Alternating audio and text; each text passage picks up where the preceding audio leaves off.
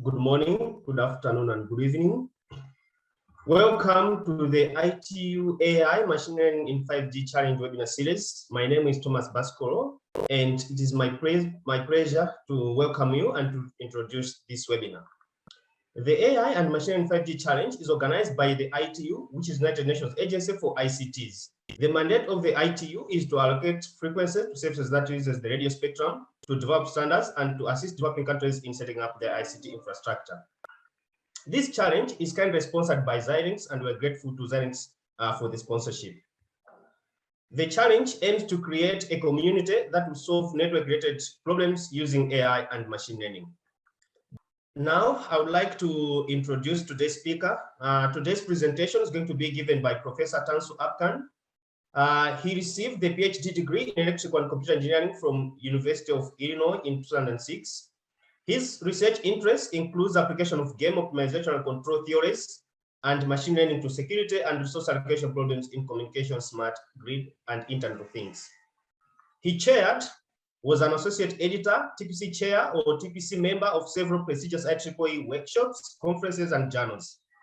He has authored more than 150 journal and conference articles, as well as the book Network Security, a Decision and Game Theoretical Approach, which was published in 2011.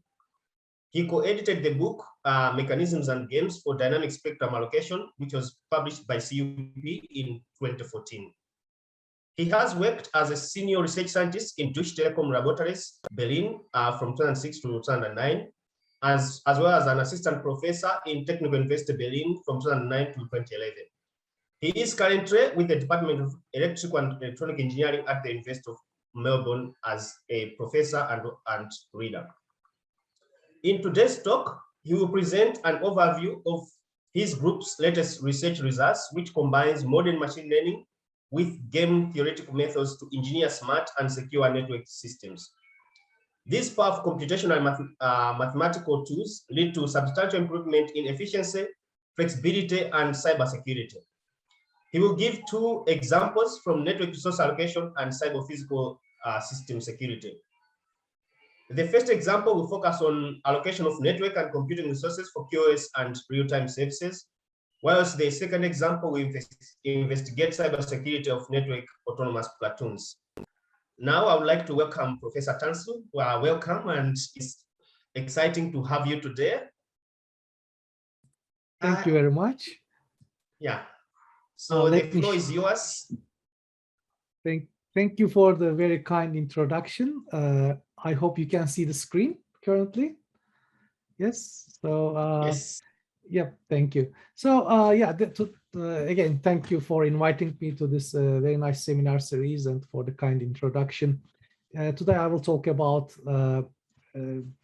building smart and secure networks of the future using methodology such as game theory, and of course in line with the theme of the seminar series, machine learning. So without further ado, let me show the outline of my talk, which first I will start with giving a high-level overview of the trends and research directions, and a brief introduction to the mathematical theory of games, for assuming most of the audience may not be familiar with it, and interplay between game theory optimization and machine learning as interesting and useful methods. Then, as was mentioned, I will give a quick overview, a flavor, so to say, of our recent research, one on combining modern networks and edge computing for end-to-end quality of service, and the other one on securing autonomous vehicle platoons and vehicle-to-vehicle communication networks. I will conclude my talk with some comments on future directions and acknowledging my collaborators. Right, so here's the view of my University of Melbourne. We have a really beautiful campus there, and it's been a pleasure being with the University of Melbourne for the last 10 years at the Electrical Engineering Department. So when we look at the trends to be observed today, we live in exciting times, and telecommunications industry has gone over a huge transformation during my lifetime, from telephony to internet. And then we are now moving forward, with the same speed of transformation, some of the underlying trends motivating my research include on the computing side, we have edge cloud computing, but more and more coming closer to edge with edge and fog computing. We have more and more sensors and actuators observing and controlling systems. All these are connected through high bandwidth, short and long range networks, and getting cheaper to get the high bandwidth. And this is driving also to the Internet of Things paradigm. So when we come to the methodology side of things, we have strong machine learning methods that have emerged over the last 10 years, becoming even more dominant. AI, ML, the network function virtualization, taking advantage of the advances in computing. We have more and more open networks and resource sharing on those networks. We have, again, going back to the tools, we have mature linear control and convex optimization methods, but we still have security as a significant problem. So multiple trends, they overlap and interact. They cloud of developments that makes it an exciting time indeed. So when we talk about building the networks of the future, one thing to maybe needless to emphasize is networks are ubiquitous and enable all sectors from transportation to energy to manufacturing. And then this trend will, I believe, will continue. At the same time, we observe more and more convergence of network communications and computing. So that's two things coming together. There are, of course, a lot of research questions, but the specific ones I've been working on include how do we align incentives of multiple stakeholders sharing these networks? That ties up to, as you can imagine, to game theory. How to dynamically allocate network and computing resources for better end-to-end experience. And the third question is how to ensure robustness in dynamic changing environments and also against adversarial manipulations and attacks. So I'll try to, my research, as you will see in a few minutes, tries to answer some of these questions. As methodology, as I mentioned, these problems cannot solve with one tool. It requires collaboration and the usage of multiple topics coming together. Game theory provides a solid conceptual and analytical framework for multi-party decisions. So using the mathematical theory of games, we can better understand how these agent stakeholder incentives and how they align or misalign. Distributed optimization algorithms have been commonly used for dynamic and adaptive resource allocation. More and more we use machine learning and deep learning to adopt a data-oriented approach and solve the problems that way. And maybe this is the time to look at this graph here. So the classical engineering has been always about systems, in this case, communication networks and systems, and the approach has been more model-based. These days, that as we can observe more these systems and with more data, we can the data-oriented approach of machine learning and AI provides us another pathway, but I see these methods as complementary rather than competing methods. And for me as an engineer, it's really exciting how we can bring these exciting machine and deep learning methods, computational methods into our field and to design and operate networks in an optimal way.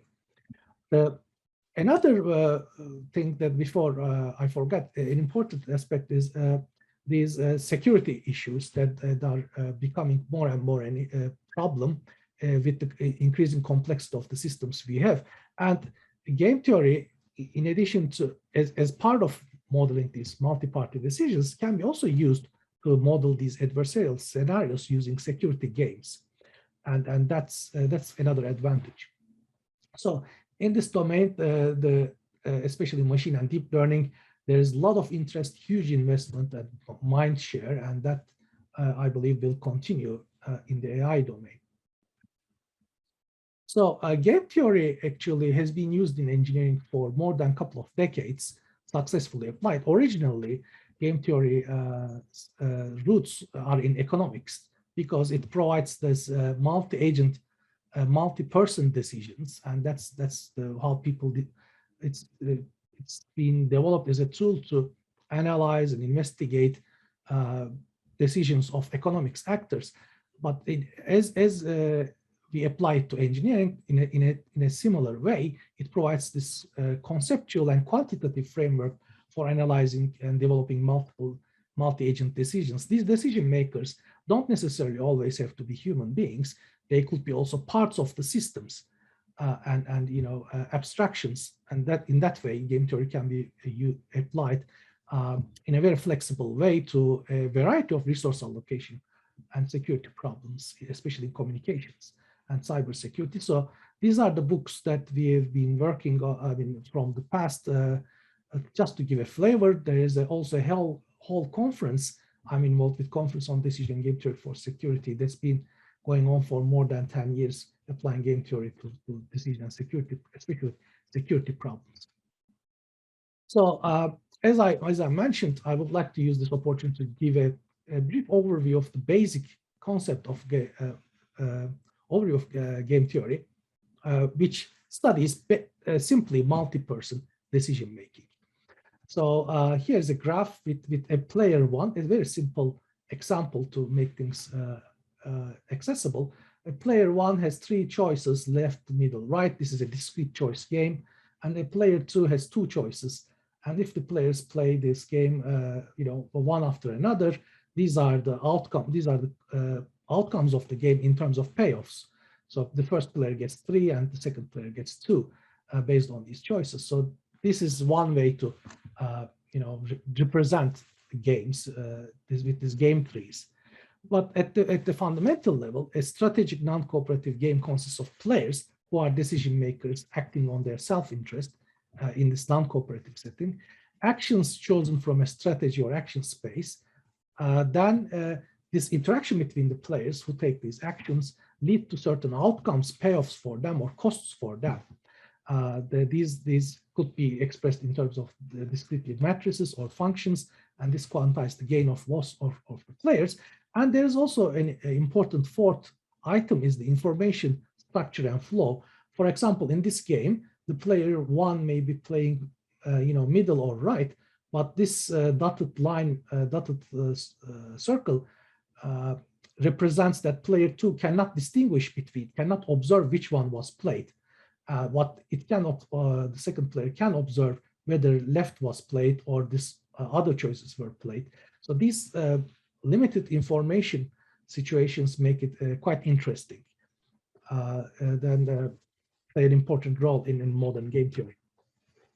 So when we look at the interaction between these three, optimization, game theory, and learning, the game theory provides us a decentralized, provides a framework for developing decentralized optimization schemes that align user incentives.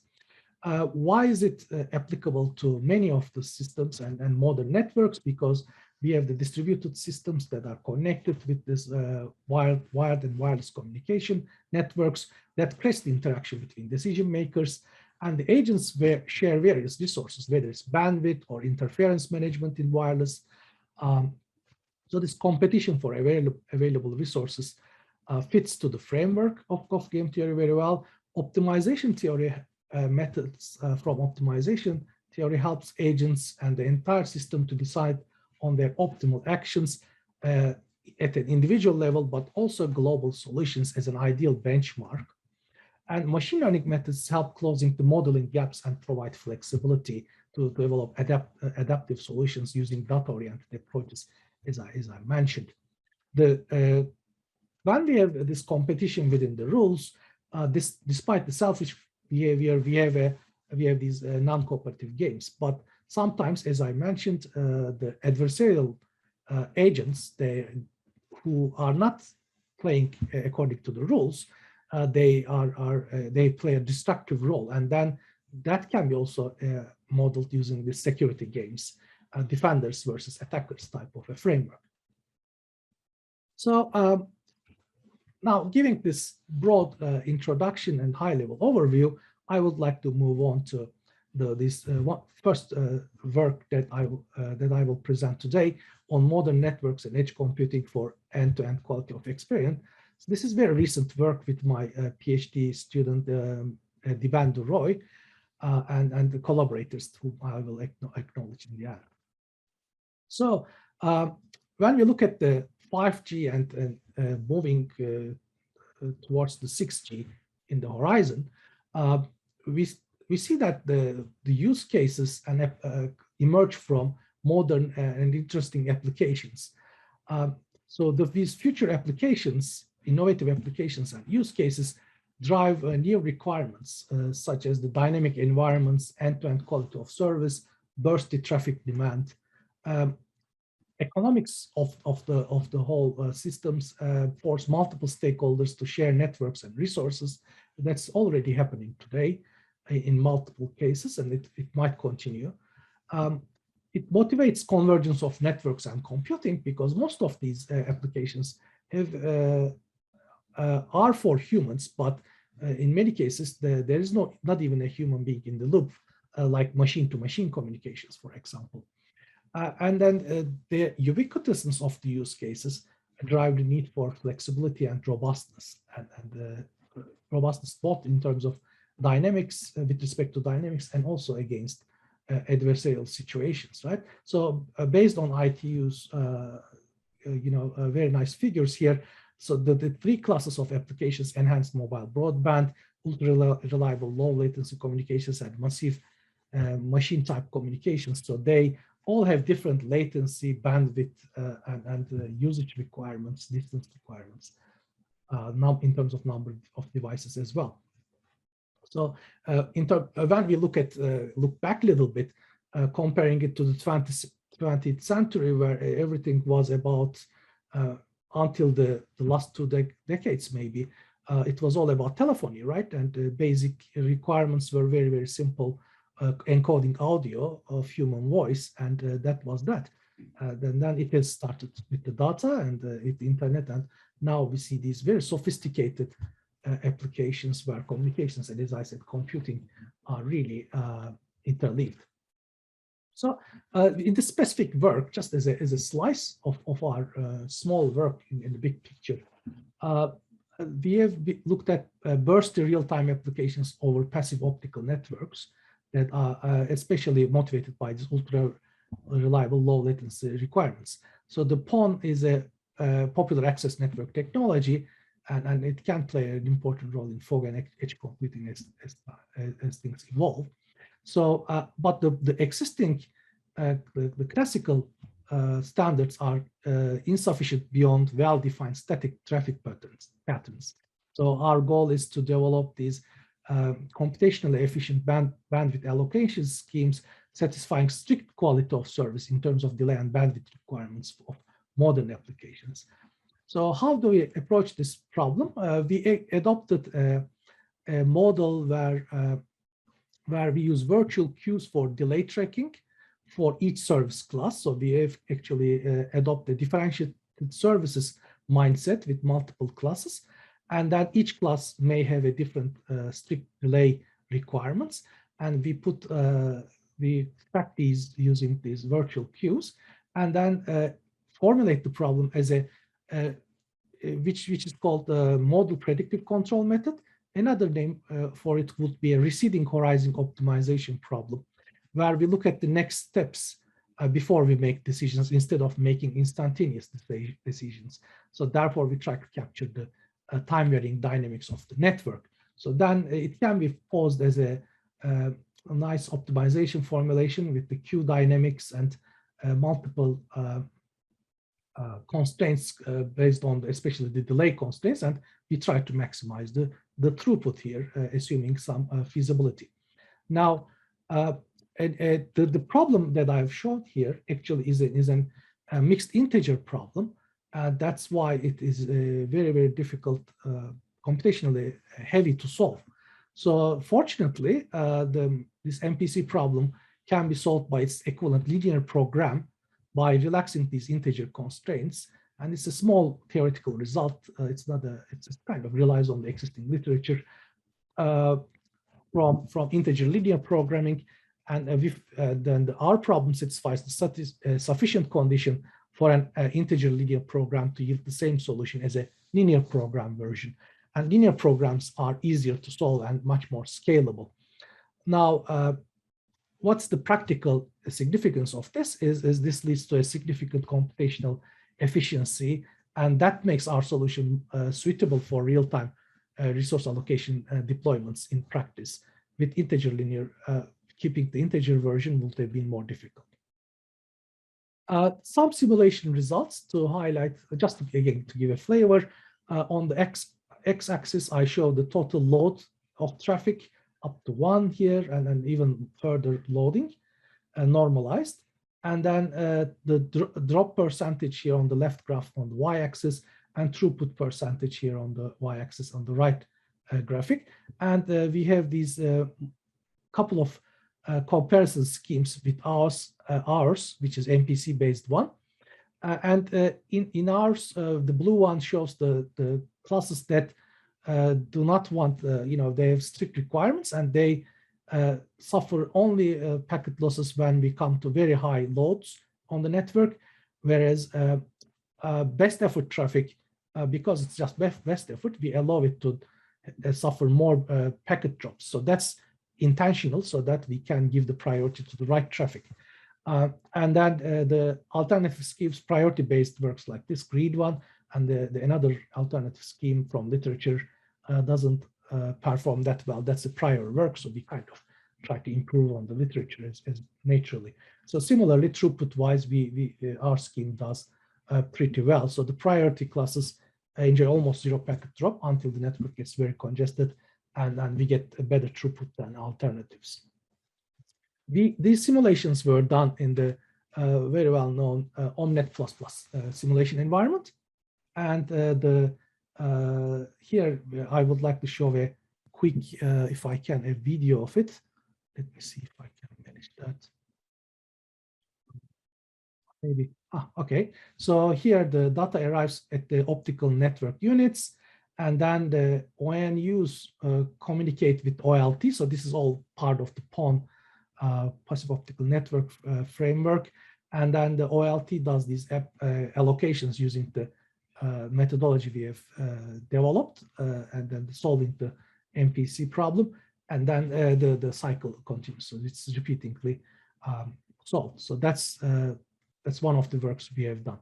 Another ongoing work in close connection to this one, with my PhD student who's finishing this journal paper for this, is resource optimization of open radio access networks for end-to-end quality of service.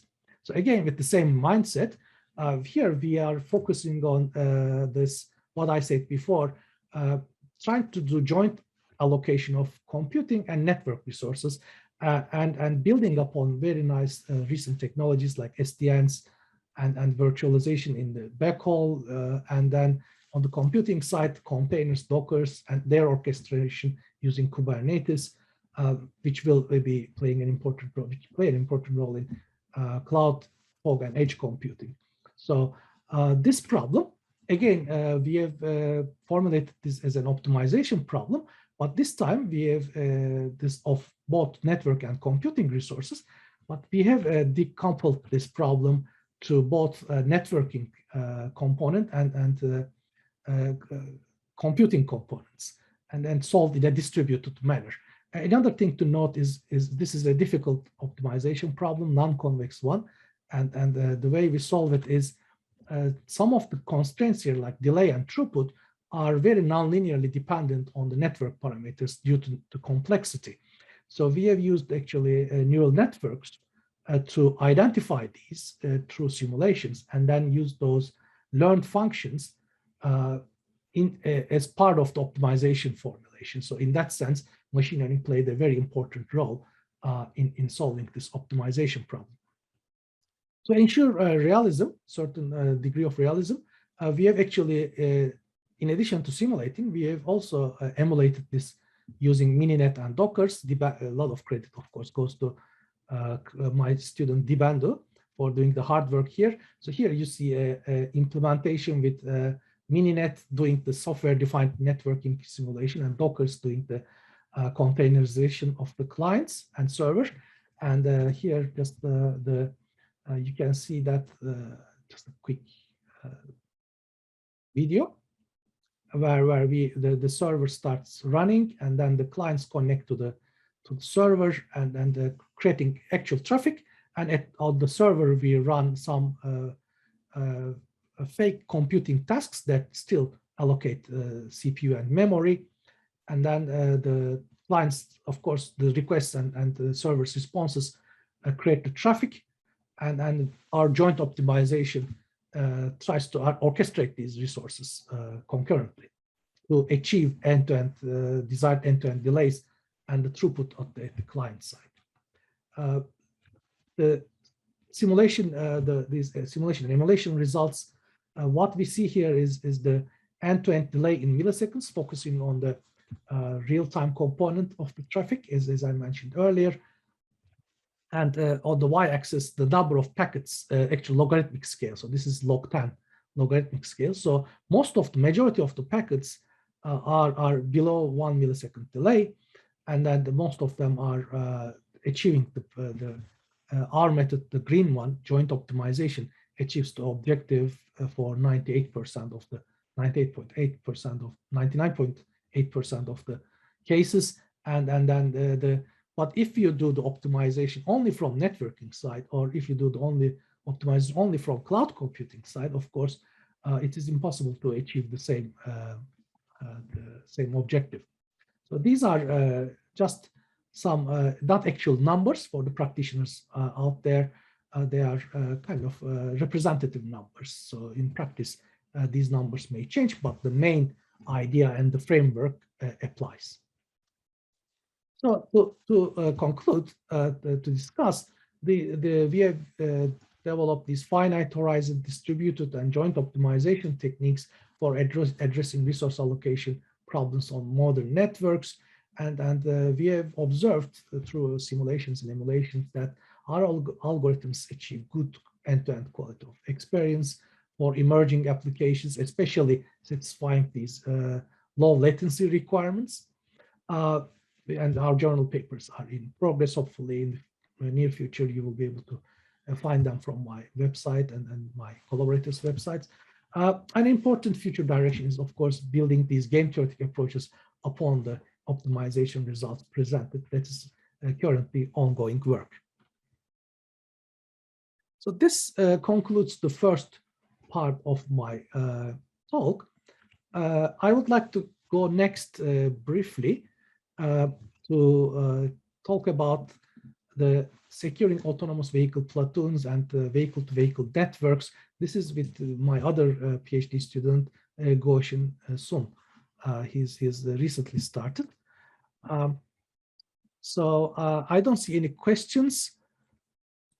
There's one question maybe I can quickly answer before we forget this, what we have covered. The question asks whether OMNeT is the only tool used for the proposed module. Not really. We have used OMNeT for simulations, but for emulations, we have used Mininet plus the Dockers environment. So the trade-off there is emulations are much more realistic, but they are harder to scale. We have used a small, just off-the-shelf computing resources. Therefore, realism versus scalability, we have kind of tried to address that issue by doing the emulations for realism and data generation, and then with Mininet and Dockers, and then with OMNeT we achieved scalability, but it is less realistic, it's being only simulation. To answer the next question, actually, I should go to the next step, which is we have used also the game theory extensively in securing the autonomous vehicle platoons with security games. So this is the problem, and there's a beautiful simulation result with VBOT's environment and Sumo traffic simulator working jointly. So the problem is this: so if we have an autonomous vehicle platoon, group of vehicles traveling in a tightly coupled manner with the aid of vehicle-to-vehicle communication, local communication network, one of the challenges is the cybersecurity. So if a malicious attacker intervenes and conducts a message falsification attack by modifying the transmitted messages slowly, but in a malicious manner, it may lead to a very bad scenario and even crashes of the platoon, because the platoon has to rely on its own sensors as well as this as the messages coming from the leader of the platoon or other vehicles that it cannot sense immediately. So the machine learning methods for anomaly detection are effective to report such attacks, but they are not perfect either, and we have a lot of false alarms and miss rates, which are open problems. So before going to the machine learning side, let me give you a quick overview of the vehicle platoon model we have used and the control we have used. So we have adopted as an example predecessor leader following topology. There are multiple topologies for platoons, where each vehicle receives dynamic information from its immediate proceeding vehicle and the leader. And the two control policies, again, to keep things a bit simple: cooperative adaptive control, which is communication-based, and the second one is adaptive cruise control that we all use in our cars, that is more sensor-based. The issue is we cannot rely on adaptive cruise control all the time, because we need the CACC we need to use that as the primary control, because that ensures the platoon string stability. Without CACC, the platoon coherence gets lost. And that's why even if we switch to ACC for some duration of time, we need to switch back to CACC. And CACC is vulnerable to such attacks. So what we have developed here is there are a lot of papers on attack detection, of course, and it's an area I'm also working, anomaly detection and attack detection. But we wanted this work to be more of an end-to-end attack mitigation, best response solution. And here we have used the non-cooperative security game. So with, again, a simplistic starting point, attacker conducts either a boiling frog attack or decides not to attack at a given time. And then the anomaly detector that we deploy, which is machine learning based, either reports an attack or not reports an attack. Now, it's important to highlight that anomaly detector is imperfect, and the defender, which is our cars, they can decide to switch between the controllers. And solving this game, the Nash equilibrium solution, we have used it to guide our decisions. So the attacker has these options, and then the detector is not a player of the game, but detector is what we call a nature player in game theory. It makes the decisions based on its probabilistically, which reflects the probability of correctly reporting an attack, or by reporting an attack as a false. Here it would be, if there's an attack and I report it, it would be true positive. If there's an attack, and then if my detector doesn't report it, that means a missed attack. If there is no attack and a detector reports it as an attack, that's a false positive, right? And that this is the default, nothing happens. That's the correct decision. So when we look at this, then what will the defender do? So these probabilities, as you can see here that I highlighted, they come from our simulations of our machine learning anomaly detector that we have developed based on our Sumo-based dataset. And the defender, unfortunately, cannot distinguish whether what the attacker is doing. It has to rely on the detector. Is there really an attack going or not? The defender may not know. It only knows whether an attack was reported or not. And then the decision has to be made accordingly. And we have used in our work this domain knowledge to come up with these cost or payoff functions, values, in a principled way. The details are there. in the paper that I will mention. So solving this game, which yields us a probabilistic solution, gives the defender what to do in a probabilistic manner based on the observation and the output of the detector. So that's where game theory is actually played an important role. So when we come to the simulation results, so here first maybe I should talk on the nice video. So the Platoon starts, reaches the cruising speed, and then on the left you see no attack mitigation, rule-based mitigation, and our approach. So now the attack is initiated. Look at the car 2 and 3. So they come dangerously close, even if it doesn't hit, even if we use a rule-based mitigation. But in our approach, actually, we retain the large distance, decreasing risk. Just like in many cases, most of the accidents happen when multiple problems cascade. So we kind of decrease the risk here. And then in other cases, it comes dangerously close, which may lead to an accident when one more thing goes wrong. So I would like to remind that this is a boiling frog attack. So the attacker is being clever here. It doesn't tell the third car speed up to hit the second car. It actually, cleverly, cunningly distorts the messages. So the third car, blue car, comes closer to the front car without realizing. So that's why it's called the boiling frog attack. So here's I mentioned these scenarios, and we have evaluated multiple things. One, just flavor of over the time, the inter-vehicle distance that we are looking at. You can see that even in our case, there are multiple options based on the game parameters. Depending on the game parameters, we can be more conservative or less conservative in our reactions. Rule-based mitigation is a kind of a heuristic approach you can come up with easily.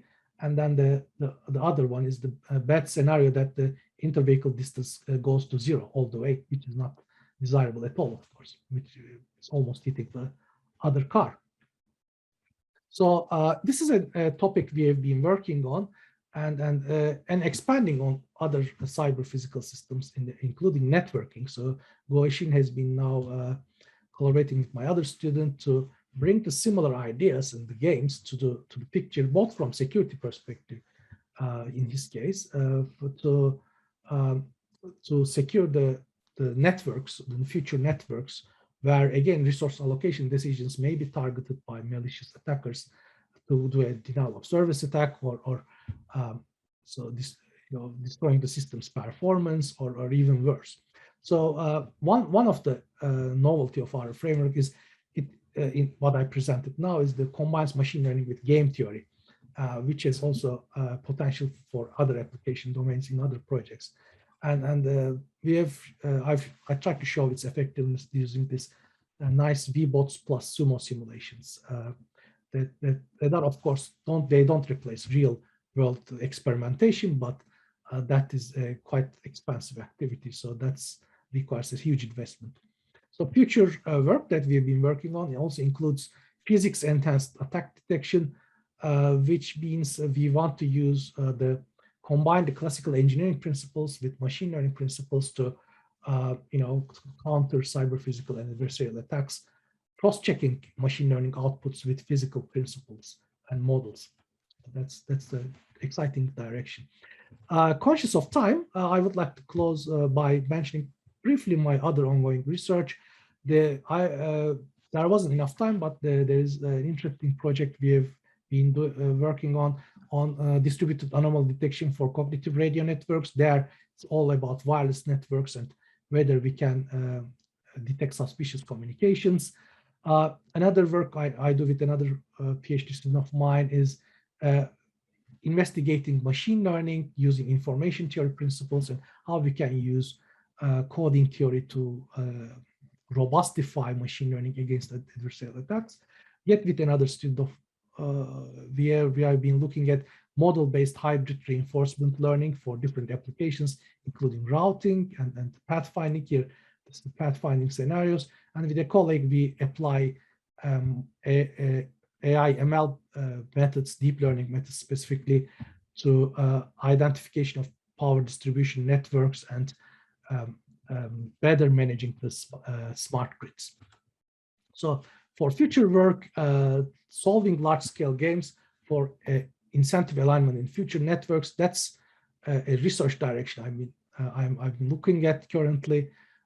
So distributed optimization and machine learning for end-to-end QAE in emerging applications is another important topic, and adversarial or regular machine learning for robustness and security is another ongoing topic.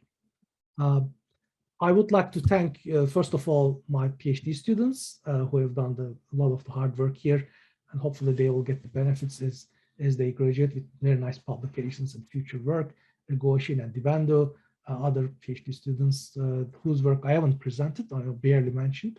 And then tons of collaborators, both in these projects and other projects.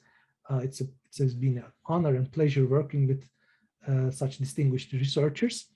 And I would like to, of course, thank for funding support to especially Australian Research Council for multiple projects. And one of them very directly relevant to what I presented is this discovery project on the real-time IoT algorithms with performance guarantees. And we have also ongoing projects with our local Australian research organizations, Cyro Data 61, and the Australian telecommunications company, Telstra. We have minor collaboration also going on, which motivated some of the things that you have seen in this talk. So I would like to, with this, thank you for the audience for listening, and then we can maybe go to your questions. Thank you so much, Prof, for the nice presentation. I think now we just go straight into the Q&A. So I'd like to welcome Vishnu. Hi, Vishnu. I think thanks, Thomas, and what a talk. I think it's a very interesting field as well as exciting work that you are doing, Professor Khan. I want to ask you, there is a question here, but there are many questions in my mind as well. So there is a question here which says, how are we going to use model training in Open RAN using measurement and other contextual data? I think this is a question for us rather than you, but I mean, I know that there is work going on in ORAN and other Open RAN bodies in training, extracting data through different interfaces, as well as there is some exciting work in utilizing some integration mechanisms of different open source techniques as well as software to train models and use the data from RAN, different components of RAN to train the model, as well as apply the model, not only train, but also apply the inferences using interfaces. But I want to ask you, do you have a specific take on this? Yeah, I mean, no, actually, you have almost answered it. The one advantage of open architectures is it actually makes things easier, collecting data easier, right? So the simulators we have, if you have noticed, the simulation environments we have used and emulation environments we have used are all open architectures. And that makes our life much easier for collecting data, and then as a foundation for applying the machine learning methods that are data oriented. So I fully agree with your answer. I don't foresee any problems training machine learning models in open architectures like Open RAN. And then the question is, it's really such an exciting time.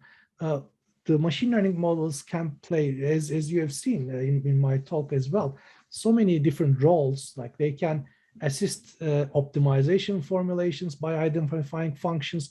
They can be used directly to solve certain problems. They can be used for anomaly detection to detect problems. So and they are all based on the measurements and data. So yeah, that's my answer as well. Thank you so much. In my mind, the most important question is about the application of machine learning. I think you mainly talked about three main use cases today. One is about your your research in PON, and the second is about your research in Open RAN, ORAN mechanisms, and the third one is about this platooning use case.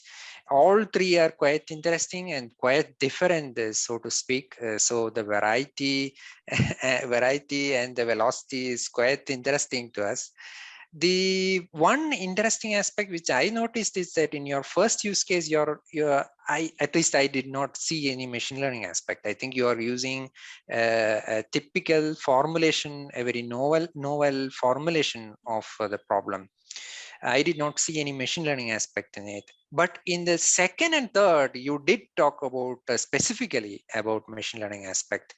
So I think you are the right person to ask this question. That is, what is the difference in the approaches, and why do you apply machine learning in this different ways in the two use cases? And can you tell us what is your experience? Does it make sense? It does not make sense. It's complex. Whatever your experience is, please. That's an excellent question, like other questions as well. So very hot, debate question maybe. So I'm happy to give my personal perspective. As I was saying in the beginning of the talk, maybe this is the graph to use to answer that question, right? So I'm very excited about machine learning methods that we have and the computing methods that we have, AI, ML methods, because they bring a new, fresh perspective on and methods for doing things in a bit differently, right? So through the data and then solving the systems and then make them efficient. But that doesn't mean the classical methods are useless. So sometimes people get overly excited and want to apply these new methods to everything. But in reality, I think I always advocate a balanced approach. I would say my attitude to these things is right tool for the right job as much as possible. If the problem can be solved with a nice optimization formulation, then I mean that there should be a reason why we shouldn't use that, or at least we can use optimization method to get a baseline solution. And if we believe, okay, there is an advanced method that does better, then at least we will have a baseline comparison. That's the kind of the way I approach these things.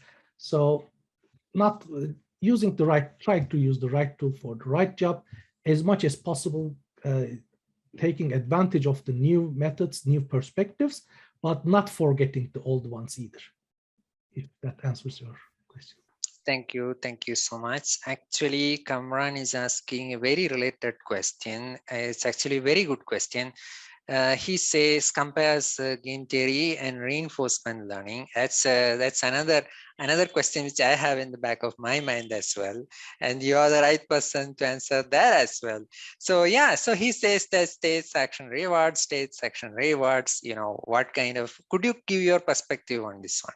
That's an excellent question, and the answer is yes. Actually, I didn't have time to present, but not just my work, but there is a huge community who solve games using reinforcement learning and AI ML approaches.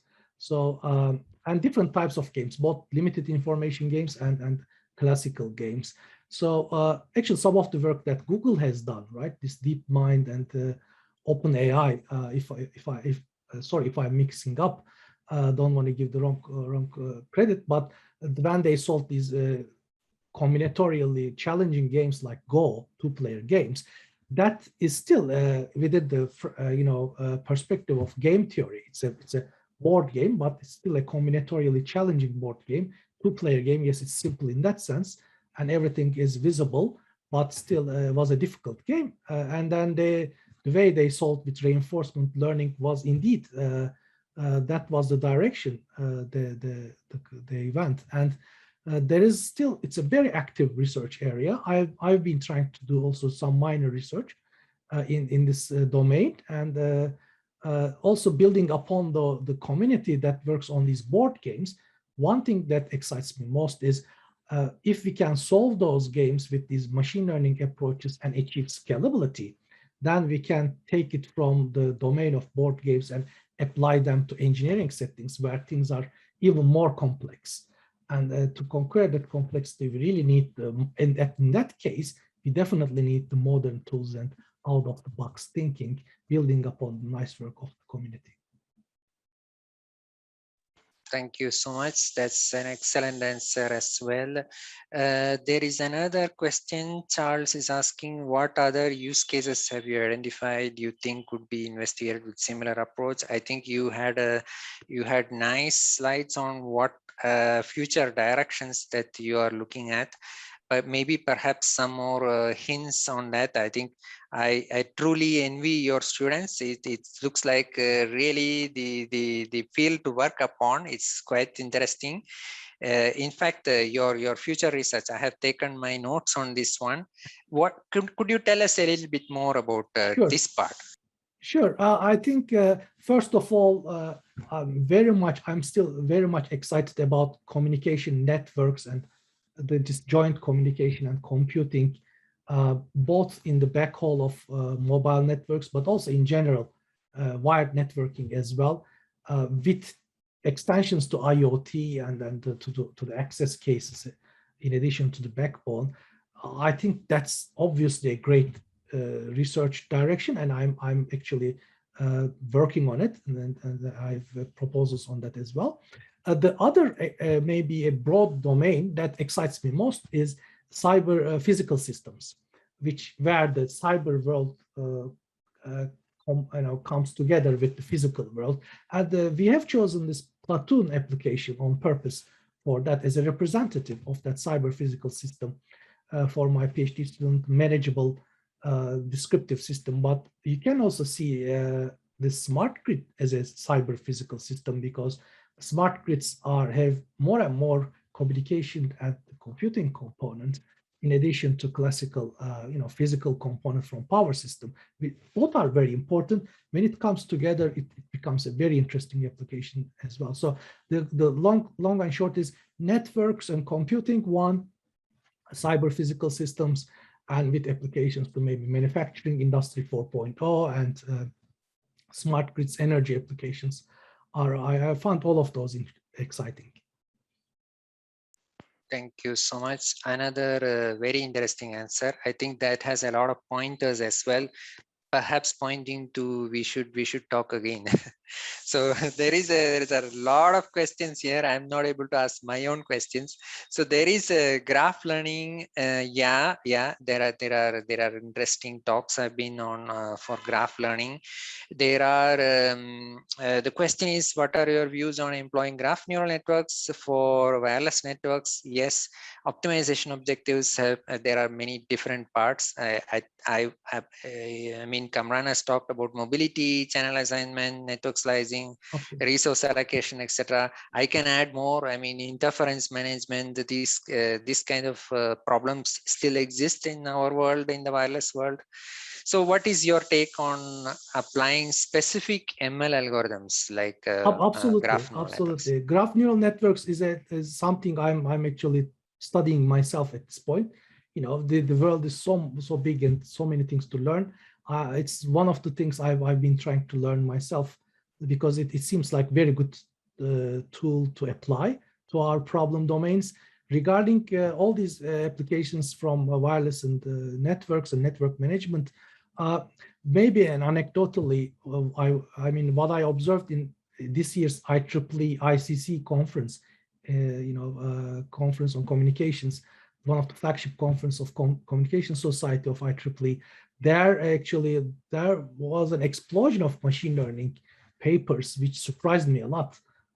So it looks like the entire community is excited about the new methods and how do we apply them to these interesting problems. So in that sense, yeah, I fully agree. And graph neural networks, yes, it's definitely on my agenda to look at. It's a research topic. We will see how it will go. Thank you so much. And I want to add that ITU has some exciting talks on this topic. And can I request Thomas to take some links, perhaps in the chat window? One more question, perhaps let me ask mine about computational cost. So that, there have been quite a lot of discussion around this. Whenever I say game theory and such, like what you propose, the argument is about computational cost and the time that it takes, its application to low latency applications, use cases. But you seems to have some certain very good use cases and applications which actually prove the other way around. So can you give your view on this argument about computational cost and the time latency which it takes to come up with solutions, converge and apply? I think that's a very good question, and something we keep an eye on. So although we work in simulation environments, maybe one advantage of I don't have access to supercomputers. Maybe the one advantage of that is we often run these things on modest workstations at best. So if we cannot run an algorithm, we cannot run it simply. So we kind of already take that constraint into account in our work, in a very factual manner. So when it comes to solving the games, so if we solve the games with machine learning, it becomes the same problem as machine learning, cost of training machine learning models and deep learning models. There is a bit of an asymmetry there that training cost is much more than deployment cost. Deployment is very cheap actually once you train it. I think the cost question may come to the picture if you do online learning, repeatedly learn. But even in that case, the previous stages solution can be used as a warm start for the starting point for the next stage. I'm cautiously optimistic that even for online learning, it won't be a huge issue. And then the deployment is very, once you train deployment is easy. Once you find the solution of the game, deployment is very cheap and almost real time. So maybe that it's not a huge issue, but it's always an active area. I know a lot of works are being done to simplify deep neural networks that can get crazy big these days. I think there will be a lot of good work that will make them also scale down in terms of computational cost. That's my naive answer. I hope it. Thank you. Thank you so much. I am very curious to ask you, how would you extend your answer to classical game theory techniques? Are there convergence problems there? Are there approximations like you explained actually? In one of the cases, one of the slides, you very nicely explained the approximations. These, if you extend your answer to classical mechanisms, would they change? Well, the classical games have been mostly small scale. I mean, first of all, I should be careful for a broad audience. There have been multiple communities working on game theory. There has been always people who have worked on game theory from algorithmic point of view, and they have excellent research results on the complexity of solving games. So we would like to first acknowledge that work, and then, but for type of games that I've worked with, from the convex kind of game theory with more starting from convex optimization perspective, those are not that difficult to solve if they are small scale.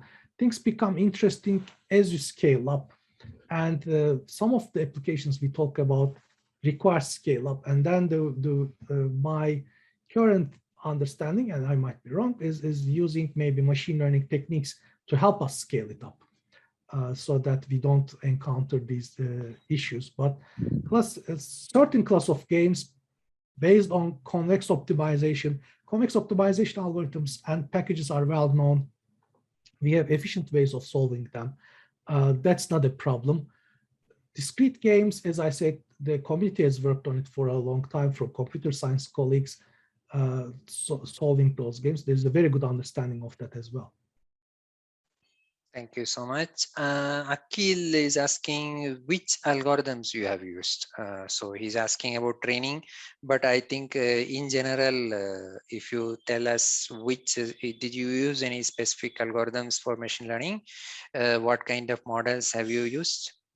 We have used deep neural networks for anomaly detection for this work. Then in the other one, yeah, we use neural networks mostly. The modern deep neural networks. I use them quite often. With some of my students, we use autoencoders, and yeah, I kind of try to use the full availability. So, for example, something we haven't used much is the graph neural networks, but we are one of my students has been looking at it. We may use it in the near future. So yeah, there isn't a specific one. It's just general, well-known methods we have used. Yeah. Thank Models, you so machine much. learning models. Yeah. Yeah, thank you. Maybe one last question. Kamran is asking about cross-domain application of techniques. There is across different domains, network layers, etc. He's asking different numerous parameters on different layers that may be optimized together to achieve best performance. That makes sense. And what algorithms, in your opinion? Actually, I'm at the expense of being a bit controversial. I'm not a big advocate of cross-layer optimization. I think this layered architecture, I like it quite a bit because of the engineering abstraction and modularization it provides. And I kind of admire that structure and modularization as a good way of doing engineering. We may actually, of course, we may get efficiency gains doing cross-layer optimization, but there is a huge, maybe invisible cost of breaking down that modular nice structure. So maybe that's why I never worked on cross-layer optimization. So therefore, maybe I'm not the right person to ask this question. Good. Yeah, thank you so much. That makes sense. Maybe perhaps I want to ask you, because you have worked on this the last use case that you explained about platooning and security.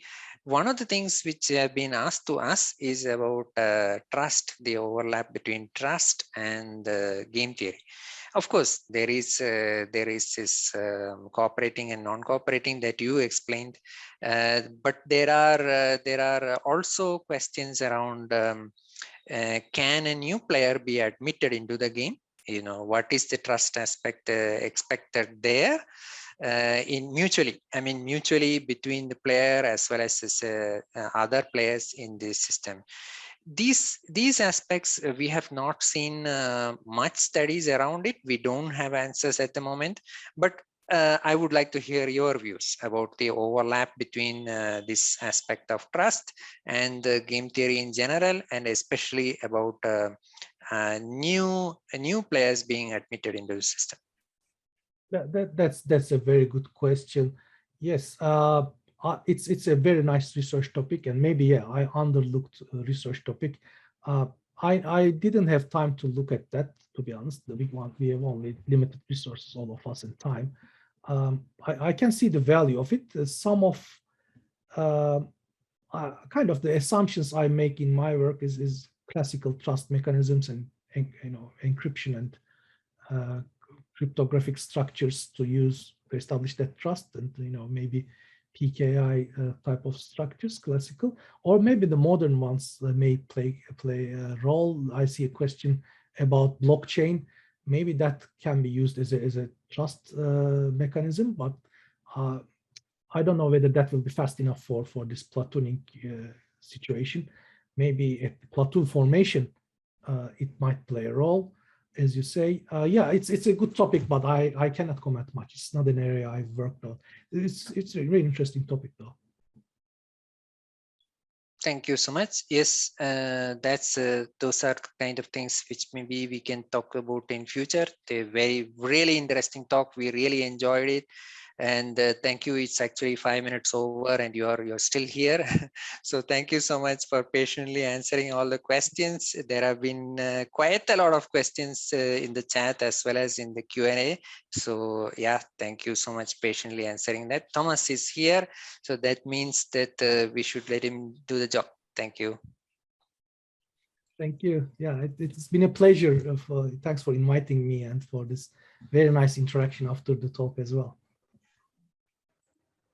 Thank you so much, Professor Khan, and thank you, Vishnu, for coordinating, taking care of the Q&A session. So we appreciate so much the discussion. And at this point, I would like to thank you, Prof. Khan, for making time to be with us, to give this interesting topic, this interesting talk. We really appreciate your time. I would also like to take the opportunity to thank everyone who participated in today's webinar. We really appreciate you for sparing your time to participate in the webinars. We have more webinars that are coming up. The next one is on 28 September, next week, Tuesday. I have shared the information in the chat window, so you can see the events that are coming. We also have recordings that we share on our event page as well as on our YouTube channel. So you can view all the recording for the past webinars if you have some interest in them. So at this point, I would like to thank everyone, and I would like to close this session. From me and my colleagues at the ITU AI and Machine 5G Challenge, I would like to wish you a good day. Bye-bye.